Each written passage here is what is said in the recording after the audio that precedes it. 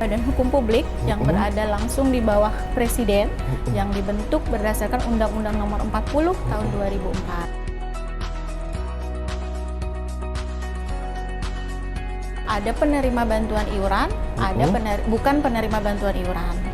Apa bedanya?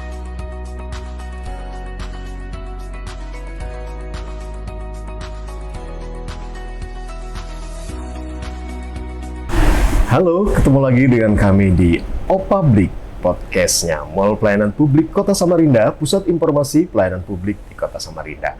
Dan hari ini kita akan ngobrolin tentang BPJS Kesehatan. Dan bersama kita hari ini telah hadir Ibu Aslamiyah. Selamat datang Ibu Aslamiyah. Selamat datang, terima kasih. Ibu Aslamiyah ini merupakan Kepala Bagian Mutu Layanan Kepesertaan. Mungkin sebagai prolog dulu Ibu, bisa dijelaskan BPJS Kesehatan ini apa sih sebenarnya? Ya, jadi BPJS Kesehatan adalah Badan Hukum Publik yang berada langsung di bawah Presiden yang dibentuk berdasarkan Undang-Undang Nomor 40 Tahun 2004 yang menyelenggarakan program strategis nasional yaitu Jaminan Kesehatan Nasional. Oh gitu. Jadi jalur koordinasinya langsung ke Presiden? Betul, langsung ke Presiden. Bukan dengan Kementerian Kesehatan? Oh bukan. Oh bukan langsung. Ya, jadi jalur kita setara, koordinasi, ya? Betul. Oh, setara dengan kementerian. Oh gitu. Oke Bu, apa bedanya dengan ada BPJS kan ada berapa jenis nih? Ya. Kesehatan dan ketenagakerjaan. Beda ya? Beda. Ini lebih kepada kesehatan. Kesehatannya. Ya, oke Bu, saya ini warga Samarinda. Saya mau jadi anggota BPJS. Nah, itu gimana ceritanya? Ya. Apa yang perlu disiapkan? Ya, jadi kita jelasin dulu segmen peserta. Segmen peserta itu ada dua, ada penerima bantuan iuran, ada bukan penerima bantuan iuran. Apa bedanya? Kalau penerima bantuan iuran itu yang didaftarkan dan iurannya dibayar oleh pemerintah. Oke. Ada pemerintah pusat, pemerintah Kota Samarinda, terus Samarinda juga punya program Probebaya. Itu fasilitasnya di kelas 3. Kemudian yang bukan non PBI tadi itu terdiri dari pekerja, baik pekerja PNS, kemudian swasta, kemudian ada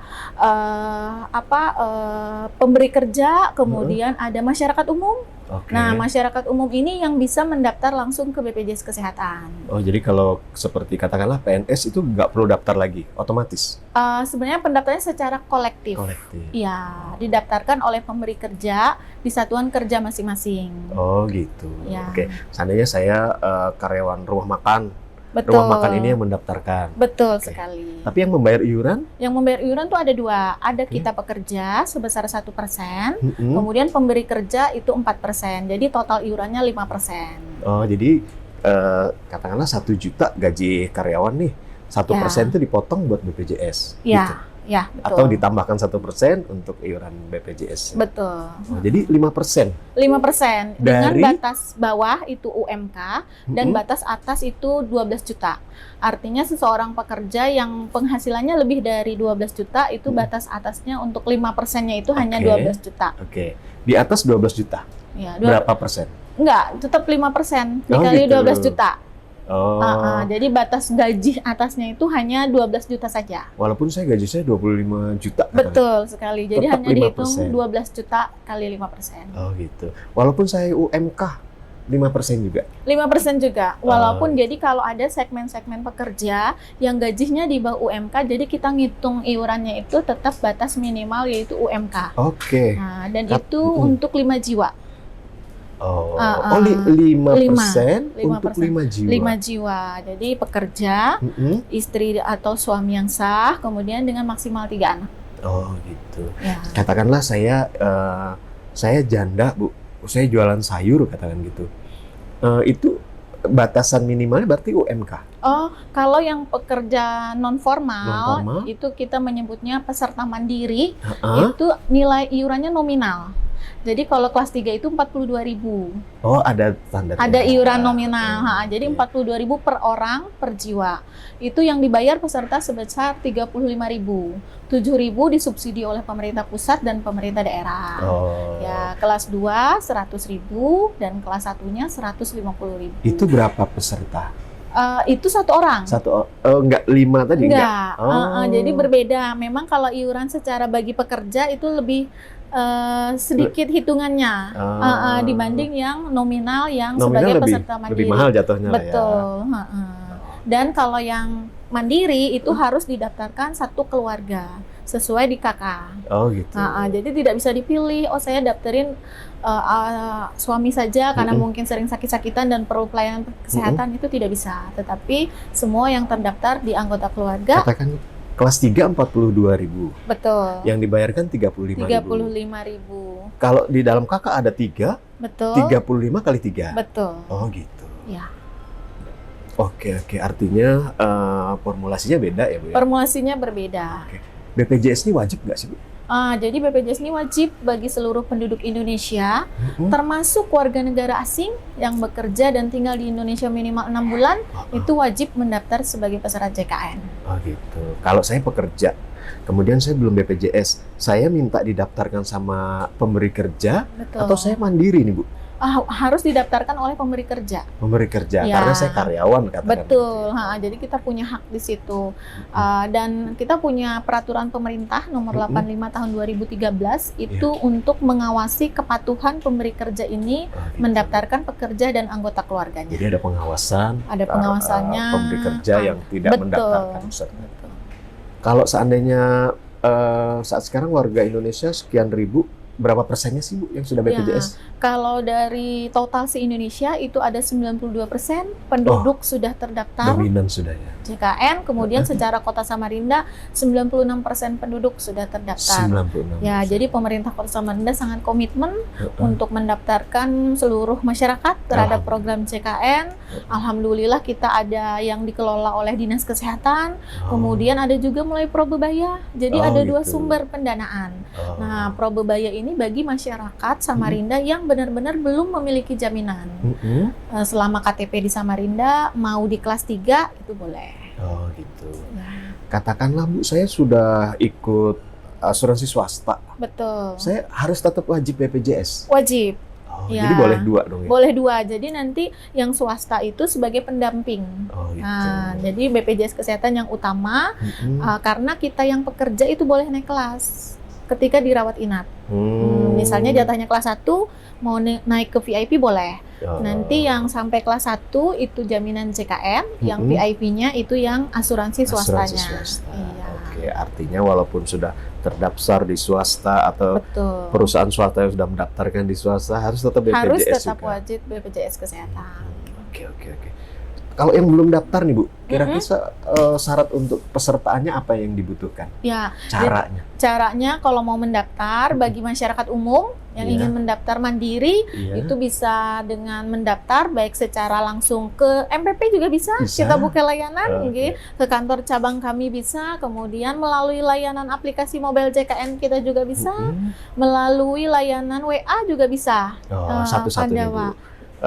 Kantor pusatnya di mana? Nah, kantor pusat kita berada di Jalan Awi Syahrani nomor 17 Samarinda. Awab Sarani nomor 17. Betul. Oke, sekarang lewat mobile. Lewat mobile. Mobile itu gimana? Mobile itu bisa di-download di Play Store dan iOS bisa. Itu kata kuncinya Mobile JKN. Mobile JKN. Ya. Tinggal isi formulir lengkap. Ya. Tinggal submit. Nanti di situ ada kalau waktu mau menginstal itu diminta NIK dan beberapa data diri pribadi. Nanti kalau kita belum terdaftar itu akan muncul data kita langsung 1 KK. Terus tinggal pilih. Iya. Nanti ada di situ pilihannya kelas berapa. Kemudian pilihannya mau vaskesnya di mana, fasilitas kesehatan itu di mana. Kemudian mau kelas berapa, nanti ada semua pilihannya di situ. Dan kalau mandiri 1 KK harus didaftarkan kan? Betul, harus 1 KK. Karena kita ada asas gotong royong tadi. Oke. Iya. Jadi yang kakaknya masih belum pisah sama anaknya yang sudah menikah, dipisahkan saja biar masing-masing ngurus BPJS-nya. Ya, boleh.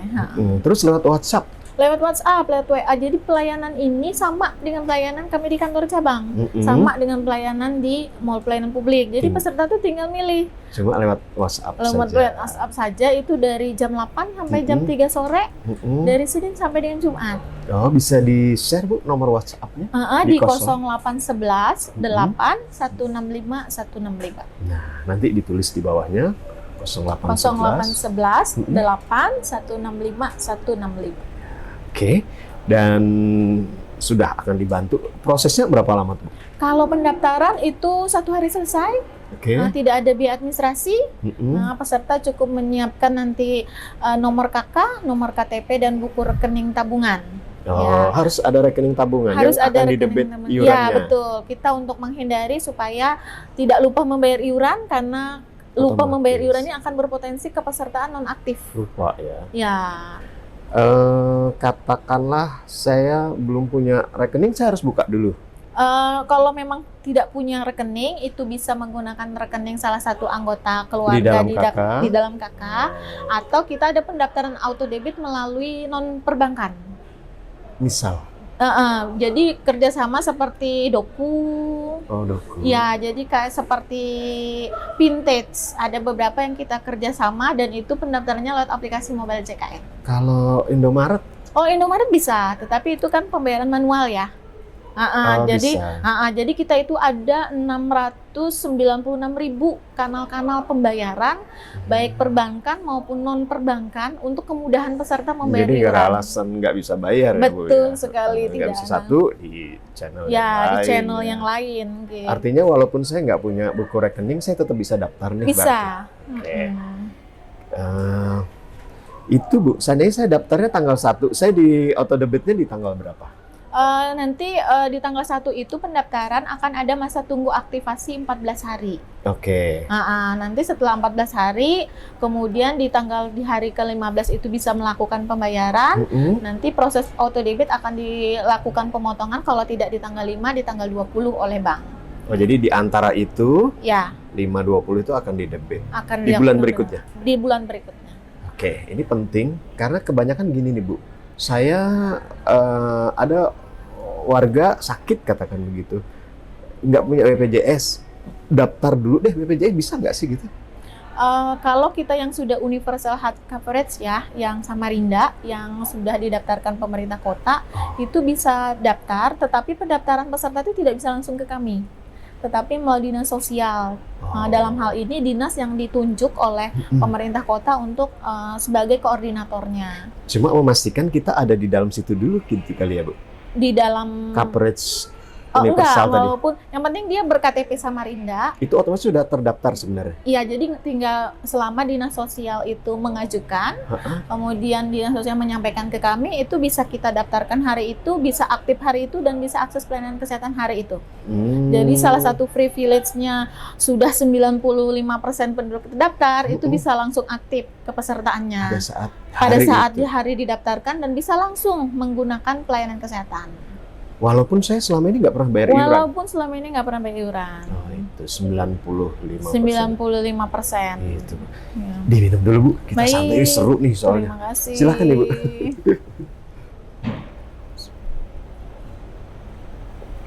Alhamdulillah. Kita lanjut nih Bu. Setelah orang-orang ini sudah punya kepesertaan BPJS Kesehatan. Bedanya kelas 1, 2, dan 3 itu apa sih Bu? Ya, jadi manfaat JKN itu ada dua. Ada manfaat medis dan manfaat non-medis. Non-medis itu ruangan. Ya, untuk manfaat medis itu tidak dihitung atau tidak diberikan berdasarkan kelas rawat. Jadi dia mau dia kelas 1, kelas 2, kelas 3 akan diberikan sama sesuai kebutuhan medis. Ya, tetapi kalau manfaat non-medis ini yang diberikan sesuai hak kelas rawat kita. Jadi ruangan kita kelas 1 di kelas 1, kelas 2, kelas 2, kelas 3 untuk yang penerima bantuan iuran itu haknya hanya di kelas 3. Tapi kalau kita pekerja itu bisa di kelas 2 atau di kelas 1. Yang membedakan Jadi yang membedakan hanya non-medik. Non-medis. Jadi walaupun saya di kelas 3, kalau emang kebutuhannya ada medical, berarti sama dengan yang ada di kelas 1. Betul. Itu ada batasannya nggak sih, Bu? Batasan hari rawat itu tidak ada. Kita jaminkan sampai pasien sembuh sesuai kebutuhan medisnya. Jadi tidak ada. Ini kita sering dengar rumor nih, Bu. Bener apa enggak sih? Ini mumpung kita ngobrol sama BPJS nih. Katanya setiap perawatan 3 hari itu harus keluar dulu. Ya. Itu bener nggak sih, Bu? Jadi ini memang banyak beredar ya, dan ini perlu kita lakukan. Kita luruskan atau luruskan, iya. Jadi tidak ada. Nah, jadi BPJS Kesehatan itu menjaminkan sampai pasien sembuh.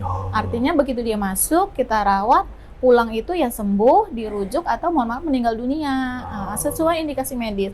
Kalau memang ada informasi seperti itu, maka pasien kita sebagai peserta jangan silahkan mengkonfirmasi ke dokter yang merawat. Gitu. Kita nyebut dokter penanggung jawab pasien. Dokter inilah yang berhak memulangkan pasien. Yang menentukan boleh pulang, rawat lanjut, atau rujuk. Gitu. Nah, kami juga BPJS Kesehatan, petugas BPJS tidak diperkenankan. Jadi untuk informasi batasan hari rawat hanya sampai dengan 3 hari itu salah. Tidak ada. Ya, bahwa BPJS Kesehatan itu menjaminkan sampai pasien sembuh. Sembuh pokoknya. Jadi rumor yang beredar itu tidak tepat ya, Bu. Betul. Ya. Oke, terima kasih BPJS kalau gitu, Bu, ya.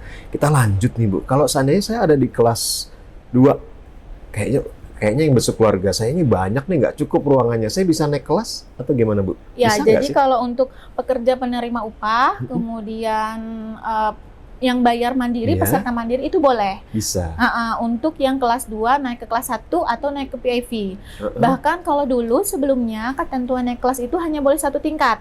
Jadi kalau kelas 2 hanya ke kelas 1, kelas 1 hanya ke PIP. Nah, kalau sekarang sesuai peraturan Menteri Kesehatan nomor 3 tahun 2022, untuk naik kelas itu boleh lebih dari 1 tingkat. Jadi misalnya kelas 2 langsung ke PIP. Ya, tetapi nanti akan ada iur biaya yang menjadi tanggungan peserta. Tetapi kalau untuk peserta mandiri kelas 3 atau penerima bantuan iuran yang dibayarkan dan didaftarkan oleh pemerintah itu tidak boleh naik kelas. Ya. Jadi kalau udah di kelas 3 aja. Di kelas 3 tidak saja. 2 aja. 2 aja. Jadi yang bayar mandiri itu bisa naik kelas. Ke kelas. Terus itu dibayarkan di iurannya atau pada saat setelah boleh pulang? Nanti pada saat pulang. Jadi yang dibayar itu biaya pelayanan kesehatannya. Selisihnya. Betul, selisihnya. Nggak berpengaruh dengan iuran BPJS per bulannya? Tidak. Jadi tetap iurannya di kelas 2. Iya. Nanti walaupun saya naik 2 level di VIP, selisihnya saya bayar ke rumah sakit. Betul. Dan itu ada batas maksimal. Di Peraturan Menteri Kesehatan nomor 3 tahun 2022 itu mengatur maksimal 75% dari tarif umumnya. Jadi misalnya selisihnya itu biayanya 15 juta, kemudian yang dibayar BPJS Kesehatan itu adalah 10 juta, maka pasien itu hanya membayar selisihnya tadi 5 juta. Ya. Nah, nanti dihitung lagi ya tadi tidak melebihi dari tarif umum yang 75%. Gitu. Ada juga kasus-kasus yang BPJS Kesehatan sudah bayar full. Jadi tarif umumnya misalnya 15 juta, BPJS Kesehatan juga tarifnya 15 juta. Jadi ada pasien-pasien yang walaupun dia naik, dia nggak selisih bayar. Nggak ada iur biaya. Gitu. Jadi mending naik kelas dulu aja ya? Ya, cuman kadang-kadang peserta itu pahamnya, ini saya naik hanya dihitung ruangan. Padahal tidak, yang diselisihkan itu secara keseluruhan. Ya medikalnya. Betul. Ya, betul. Luar biasa. Bu, sekarang zamannya mobile nih. Saya bisa ngecek tagihan saya di mobile nggak sih? Oh, benar sekali. Jadi lewat aplikasi mobile JKN itu sudah bisa melakukan pengecekan tagihan iuran, melakukan pengecekan status kepesertaan aktif atau tidak, kemudian melakukan perubahan data, perubahan FKTP terdaftar, itu bisa di aplikasi mobile JKN. Kemudian kita mau berobat, tidak perlu menunjukkan kartu fisik, di situ juga ada menampilkan digital case. Ya, kemudian mau meminta informasi, bahkan mau menyampaikan pengaduan bisa lewat aplikasi mobile JKN langsung. Satu tempat ya, Bu. Betul sekali. Nah, sekarang pertanyaan gini, Bu. Misal ini peserta mandiri, kemudian udah loss 1 tahun nggak bayar karena dia mungkin bayarnya lewat Indomaret katakan gitu. Betul. Tiba-tiba sakit, itu bisa diurus lagi nggak sih, Bu? Bisa. Caranya dengan langsung membayar iuran ke jadi kanal-kanal tadi. selama setahun itu dibayarkan? Dibayarkan iurannya, tidak ada denda iuran, tidak ada. Oh gitu. Yang ada denda pelayanan apabila dia ada rawat inap di rumah sakit dalam jangka 45 hari setelah dia bayar tunggakan. Gimana tuh, Bu? Jadi misalnya saya menunggak, hari ini saya bayar. Iya. Nah, dalam 45 hari ke depan setelah hari ini saya ada rawat inap di rumah sakit, baru ada denda. Oh. Yang mendenda sebenarnya rumah sakit. Rumah sakit. Denda pelayanan namanya. Ya, itu sebesar 5% dikalikan biaya inasi bijisnya, biaya pelayanan kesehatannya dikalikan bulan menunggak. Oh, gitu. Ya. Jadi berapa yang nggak dipakai untuk perawatan ini dari 5% dari itu. Betul. Dan itu ketika melunasi tunggakan iuran tidak perlu lapor ke BPJS, kepesertaan langsung aktif. Gitu. Langsung aktif, langsung bisa digunakan. Untuk mengetahui tunggakan gimana, Bu? Untuk mengetahui tunggakan tadi bisa lewat aplikasi mobile JKM, kemudian bisa layanan yang nggak punya aplikasi, bisa chat ke Cika, layanan chat asisten JKM. Kemudian juga bisa telepon ke care center kami di 165. Atau bisa nggak, Bu, lebih mudah seandainya ini kita bawa ke rumah sakit aja, tanya di rumah sakit? Bisa. Bisa ya? Bisa. Jadi rumah sakit itu kita sudah mengintegrasikan aplikasi saluran informasi dan penanganan pengaduan. Jadi di situ peserta bisa tahu status kepesertaannya aktif atau tidak, kemudian tunggakan iurannya berapa, ya termasuk dia kalau bayi-bayi yang lahir di rumah sakit bisa langsung didaftarkan juga. Langsung didaftarkan. Walaupun dia belum masuk kakak. Ya, jadi kalau bayi itu dia didaftarkan menggunakan nomor kartu keluarga orang tuanya.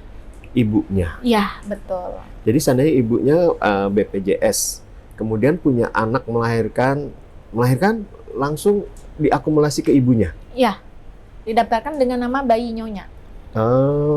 Berlaku 3 bulan. Karena biasanya kan 3 bulan udah punya nama, udah akikah, udah tasmiyah. Nah, baru itu dinamain. Itu dilapor ke BPJS, nanti kita update sesuai nama bayi. Atau lewat WA tadi. Mobile tadi bisa. Iya, lewat mobile, lewat WA atau lewat sini juga ada pelayanannya. Asik nih, Bu, ya. Artinya kesehatan tuh penting dan pemerintah udah mengcover itulah. Betul. Ya, Bu. Kira-kira, Bu, kalau seandainya berobat gratis dengan BPJS tuh gimana caranya sih? Ya, caranya mudah ya, tapi mungkin ini perlu kita jelaskan juga, pertanyaannya bagus sekali karena banyak mungkin ada yang tidak paham. Jadi caranya ketika kita sakit, yang kita kunjungi itu adalah vaskes tingkat pertama tempat kita terdaftar.